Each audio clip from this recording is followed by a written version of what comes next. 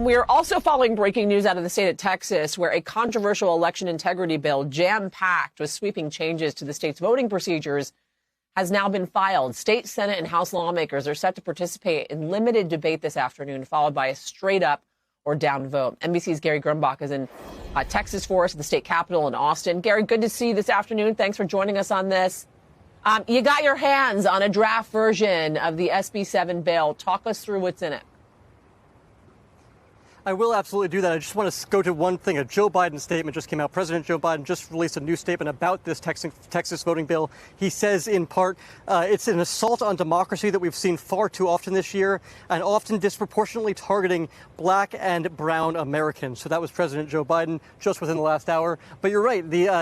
They're back in session here at the state capitol. They have a busy afternoon ahead of them. Just this morning, they received a 67-page voter integrity bill, election integrity bill from this committee that's been putting it together all month. I should note, it's not public yet. It's not on the state website yet, but we did get our hands on a copy of it. And I want to go through some of the highlights of what is in this bill for you here. First, it bans mobile voting booths within the state of Texas. It also bans drive-through voting for most voters, and it strengthens voter ID when it comes to vote by mail. It also bans 24-hour voting. That's something that came in real handy during the pandemic, especially for those black and brown voters. And it allows early voting on the weekends in that important weekend just leading up to the election. But importantly, on Sundays, it doesn't start until 1 p.m. So voter advocates said to me, that's really messing up their plans for souls to the polls, because that was the idea of go to church and then immediately go right to the voting booth. And, finally, there's a provision in this that I do want to read word for word because I think it raises a lot of questions more than it does